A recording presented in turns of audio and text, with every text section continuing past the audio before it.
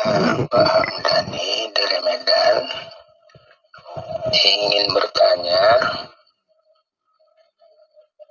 belakangan ini setelah saya berlatih untuk mengosongkan diri,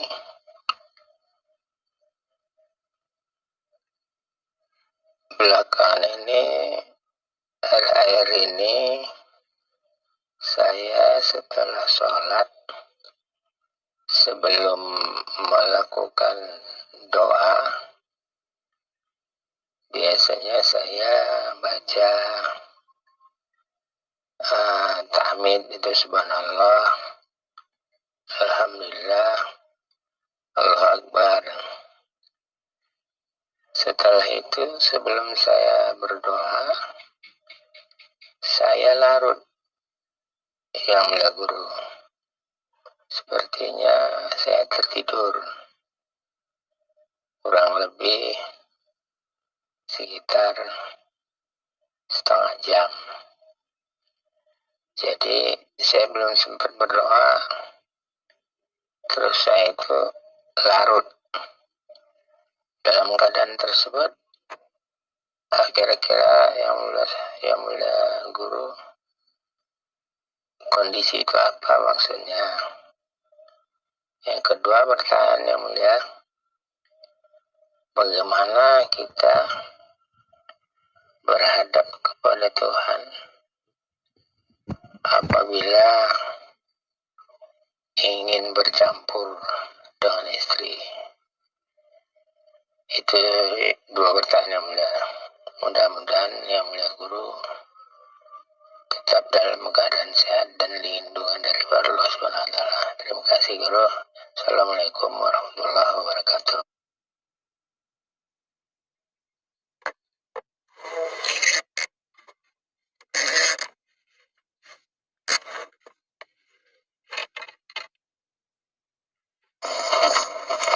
Alhamdulillahi Rabbil Alamin. Allahumma salli ala Sayyidina Muhammad wa ala ali Sayyidina Muhammad. Rabbis rahli sadri wa yassir li amri wahlul 'uqdatam min lisani yafqahu qawli. Amin. Pertanyaannya, ketika memuja-muji Allah dengan tahmid, lantas sebelum berdoa tertidur, disitulah tempat pertemuan hamba dengan Tuhannya. Di dalam tidur kan Haji Hamdani medannya kan sudah tidak ada, sudah tidak kuasa lagi, sudah tak merasa hidup lagi. Yang ada hanya hayatullah. Jadi ma'rifat, jadi tajalli, jadi mi'raj, jadi wusul, bertemu dengan Tuhannya, ya seperti tidur. Ketika Pak Haji Hamdani dari Medannya sudah tidak ada di hatinya, tak wujud di hatinya, tak kuasa di hatinya.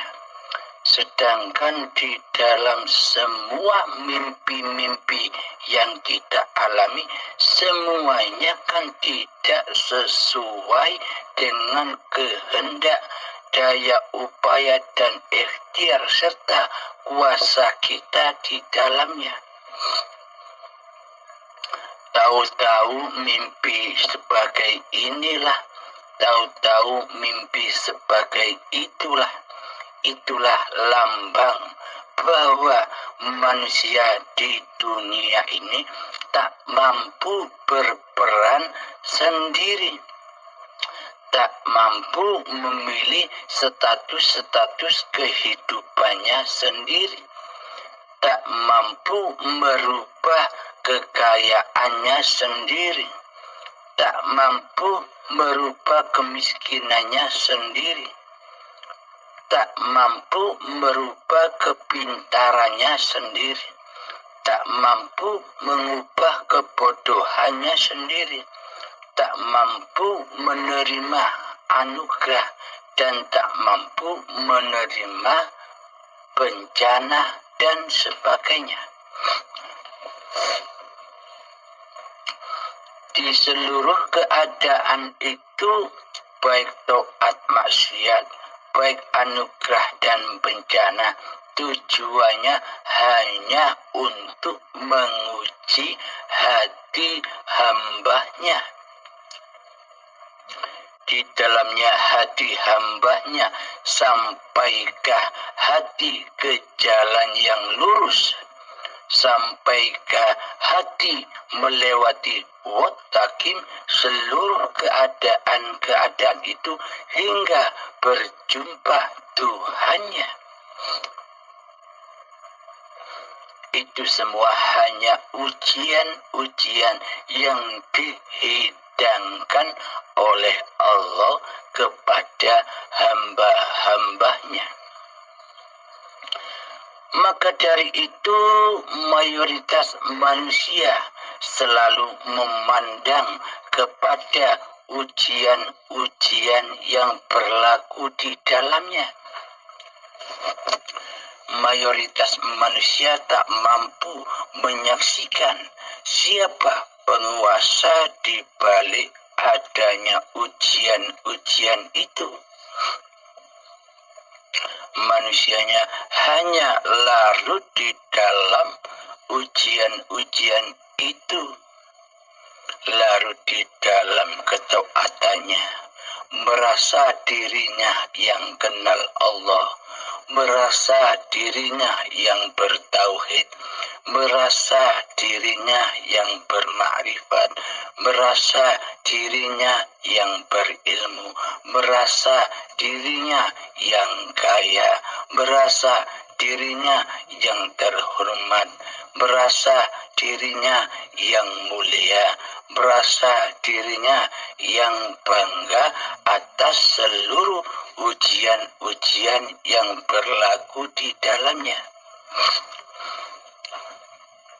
Amat jarang sekali manusia bisa mencapai, melewati siratal mustaqim yang ada di dalam keadaan-keadaan itu.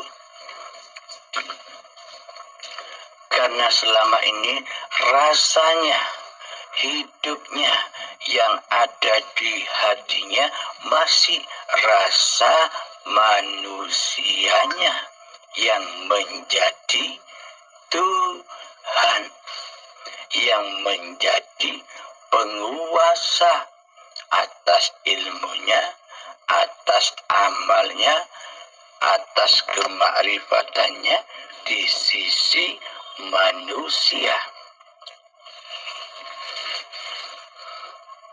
Sama halnya juga bagi manusia yang diuji dengan ketidakenaan, bencana, kesempitan mencari rezeki, maka manusia akan larut di dalamnya. Contoh kehilangan orang-orang yang paling sangat amat kita cintai, kita larut di dalamnya, di dalam kesedihan. Karena selama ini kita tidak mampu berjalan di atas jalan yang lurus, berjalan di atas buat siratal mustaqim. Ketika keadaan atau ujian-ujian itu menimpa diri manusia kita, kita selalu jatuh ke lembah anar, kita jatuh ke lembah jahanam, yakni pengakuan dirinya lah yang merasa berkeadaan, yang merasa memiliki semua keadaan itu, hingga manusianya tenggelam di dalam keadaan-keadaan itu. inilah kiasan dari Nabi Musa ketika memenggal lautan sehingga menjadi dua gelombang. Gelombang kanan dan gelombang kiri. Di dalam gelombang kanan itu kiasan, contoh bagi manusia yang bergelimang kenikmatan di dunia, yang mana dirasa di hatinya merasa memiliki keadaan bergelimang kenikmatan di dunia ini, seolah-olah karena dirinya lah dia merasa bahagia, karena dirinya lah ia merasa bangga, karena dirinya lah ia merasa terhormat, karena dirinya lah ia merasa mulia di sisi manusia. Inilah kenikmatan atau anugerah yang ada di gelombang yang sebelah kanan. Merasa diri yang berilmu, merasa diri yang beramal sehingga berasa bangga, berasa senang dengan ilmu dan amal-amal yang ia kerjakan selama ini.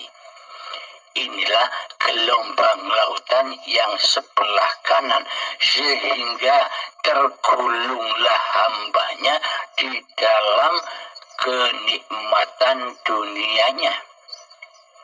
Kenapa kok bisa tergulung di ombak yang sebelah kanan? Karena ia merasa yang berkuasa di dalamnya. Manusianya masih merasa yang memiliki keadaan yang enak-enak itu. Akhirnya terbelenggu jatuh di gelombang air yang sebelah kanan. Hancurlah ia di sisi Tuhannya, panahlah ia di sisi Tuhannya, karena yang ada di hatinya masih diri manusianya lah yang merasa mulia, yang terhormat, dan yang merasa berbangga diri di hatinya. Kemudian gelombang sebelah kiri pun juga demikian. Jadi gelombang yang ada di sebelah kiri itu adalah potret diri kita yang tertimpa bencana, yang tertimpa kemiskinan, yang tertimpa kerugian babagan dunia. Di saat kita diposisikan oleh Allah sebagai orang yang jelek di sisi masyarakat, contoh, kita tak pernah menjalankan perintah-perintah agama, kita terbelit hutang, kita mengalami kesedihan yang mendalam, ditinggal orang-orang dan ditinggal apa-apa yang selama ini kita cintai. Inilah gelombang yang sebelah kiri. Maka di dalamnya manusia akan larut di dalamnya, di dalam kesedihannya, di dalam kemurungannya, di dalam keterputusasaannya, di dalam kekecewaan menghadapi kehidupan ini. Inilah potret gelombang yang sebelah kanan yang sebelah lautan oleh Nabi Musa dan gelombang yang di sebelah kiri. Jadi gelombang kanan dan gelombang kiri itu maknanya sebuah keadaan yang didatangkan oleh Allah kepada setiap diri manusia. Keadaan senang, bahagia, keadaan sedih, sengsara, gelisah, semuanya keadaan itu didatangkan oleh hidup.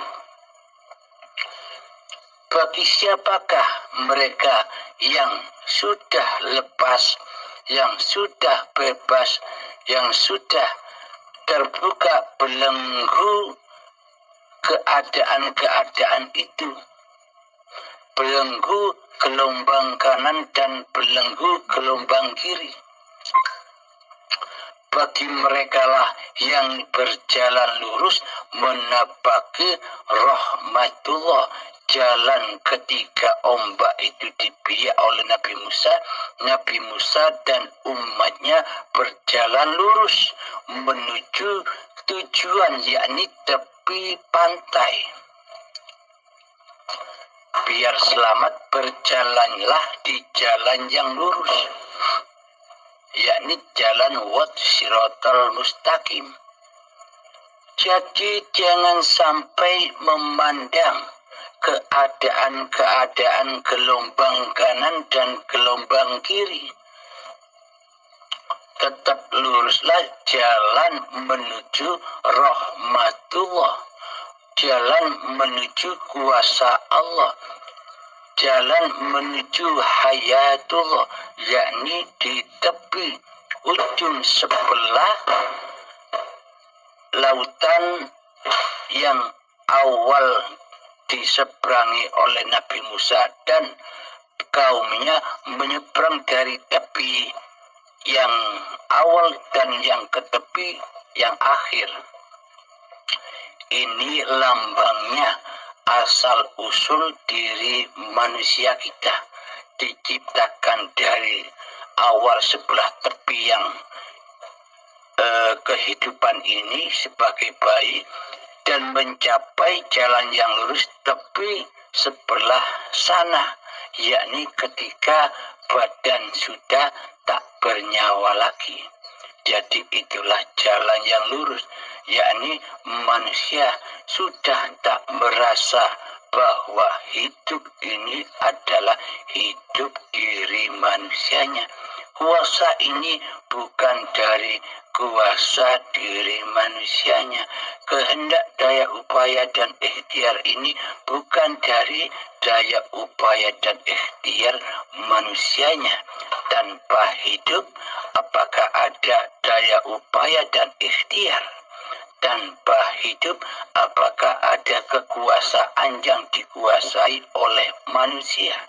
Tanpa hidup, apakah ada kekuatan kaki melangkah, kaki berlari, mata melihat, telinga mendengar, mulut berkalam-kalam? Adakah semua itu tanpa Allah? Semua itu kan sifatnya hidup. Semua itu sifatnya Allah. Mengapa kita akui sebagai sifat diri manusia kita? Bila di dalam hati kita masih merasa diri kita lah sebagai pelaku, sebagai aktor di dunia ini, maka jatuhlah manusia itu di lembah siratal mustaqim, tidak bisa menapaki jalan yang lurus. Manusia terjebak di dalam gelombang kanan dan gelombang sebelah kiri yang dibiak oleh Nabi Musa. Jadi tergulung di ombak sebelah kanan dan tergulung di ombak sebelah kiri. Orang yang merasa kaya pun tergulung ombak di sebelah kanan, merasa dirinya lah yang mampu berikhtiar sehingga dirinya bisa kaya raya. Di dalam ombak sebelah kanan manusia merasa dirinya bisa beramal ibadah. Di ombak sebelah kanan manusia tergulung ombak merasa dirinya berilmu. Manusia tergulung di ombak sebelah kanan karena manusia itu merasa sudah bermakrifat kepada Allah. Tergulung di dalam ombak sebelah kanan yang dipenuhi dengan rasa bangga, rasa hormat, rasa mulia lebih tinggi dari orang-orang sekitarnya. Inilah ombaknya manusia yang ada di sebelah kanan. Ombak yang sebelah kiri pun demikian, manusia yang sudah berputus asa kepada Allah di hatinya. Jadi perbuatan apapun, seumpama keadaan miskin, keadaan banyak hutang, keadaan yang menimpa dirinya, ia larut di dalam ombak sebelah kiri. Karena semua keadaan-keadaan yang terjadi diaku-akunya sebagai keadaan dirinya, hingga larut di dalam gelombang yang sebelah kiri. Jadi maksud yang diceritakan keadaan Nabi Musa ketika dikejar-kejar oleh Fir'aun, membiarkan melemparkan tongkatnya ke laut sehingga laut itu terbelah. Nabi Musa dan kaumnya melewati jalan yang lurus, jalan keselamatan menuju Tuhannya. Dikejar-kejar oleh hawa nafsunya, dikejar-kejar oleh iblis dan setan yang terkutuk. Mereka berlari menuju Tuhannya, yakni tepi sebelah ujung sana, yakni rahmatullah, rahmatan lil alamin, jalan keselamatan, yakni mengabdikan diri, berpasrah diri kepada Allah, melewati gelombang sebelah kanan dan gelombang sebelah kiri, sehingga tidak tenggelam di gelombang yang sebelah kanan dan tidak tenggelam di dalam gelombang yang sebelah kiri. Akhirnya selamatlah hatinya menuju hayatullah. Itu pertanyaan yang pertama. Kenapa sampai tertidur? Di dalam tidur pun ada mimpi-mimpi yang mana di dalam mimpi itu terkadang banyak yang tidak kita kehendaki dan kita tidak maui. Itulah lambang kehidupan kita. Kita tak mampu berposisi apa saja di dalamnya. Jangan melihat posisinya, lihatlah siapa yang memposisikannya, lihatlah siapa yang menghidupkan diri manusianya. Terus pertanyaan yang kedua, bagaimana caranya menghilangkan keakuan diri ketika berhubungan suami istri? Jadi pada intinya tinggal kita memandang hati ini yang berkuasa siapa? Manusianyakah atau Tuhanyakah yang bisa berbuat apa saja? Tergantung hati, nilainya di hati, bertuhan itu di hati. Selagi di hati masih manusianya yang merasa melakukannya, maka semua dituhani oleh manusianya. Dan ketika manusianya sudah tak merasa bisa melakukan apa-apa kecuali af'al Tuhannya, maka bebaslah manusia dari hawa nafsunya, dari setan yang terkutuk. Jadi bacalah setiap apapun yang kita kerjakan dengan bacaan ta'awudz. A'udzu billahi minasyaitonir rajim. Jadi kita harus faham maknanya, bukan faham makna artinya. Aku berlindung kepada Allah dari godaan setan yang terkutuk. Jangan itu saja. Masukkan lagi ke dalam, naiklah lagi ke langit. Jadi langit itu bukan yang ada di luar. Langit yang ada di luar diri kita itu masih kecil dibanding dengan langit-langit yang ada di dalam diri manusia kita, yakni langit kehidupan.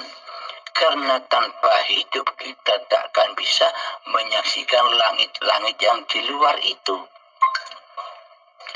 Jadi yang dimaksud Mi'raj itu melintasi langit-langit yang ada di dalam diri. Jadi bagaimana maknanya a'udzu billahi minasyaitonir rajim? Aku berlindung kepada Allah. Berlindung kepada Allah wajib kenal Allahnya dahulu. Bagaimana mungkin kita bisa berlindung kepada Allah sedangkan sementara di hati kita yang jadi Allah adalah kita sendiri? Bagaimana mungkin kita bisa berlindung kepada Tuhan pencipta diri kita sementara di dalam hati kita kitalah yang jadi Tuhannya? Kan aneh, kan muhal, kan tidak mungkin, hanya dusta belaka.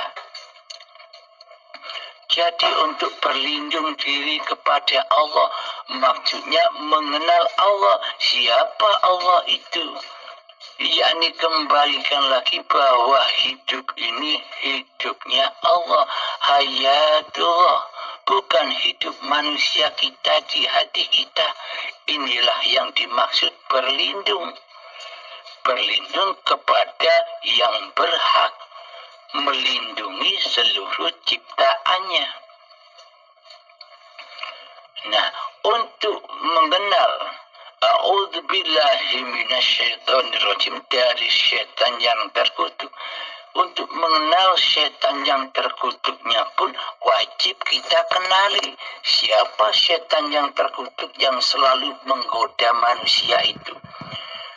Setan yang terkutuk yang selalu menggoda manusia itu adalah pengakuan diri manusianya lah, itulah setan yang terkutuk. Ketika di dalam hati saya yang ada, yang wujud, yang hidup hanyalah Abdul Halimnya sebagai penguasa tunggal di dalam singgasana hati, itulah yang dimaksud setan yang terkutuk. Jadi kenalilah Allah dan kenalilah setan yang terkutuk itu agar kita bisa berlindung kepada Allah dari diri kita sendiri. Alhamdulillahirabbil alamin. Pada intinya, laku apa saja wajiblah kita berdoa yang demikian. Akan tetapi bukan hanya doa-doa ya hadu, doa-doa yang dusta, akan tetapi kita mempraktekkan, mengaplikasikan di dalam hati kita apa yang dimaksud doa tersebut. Alhamdulillahirabbil alamin. Akhirul kalam. Assalamualaikum warahmatullahi wabarakatuh.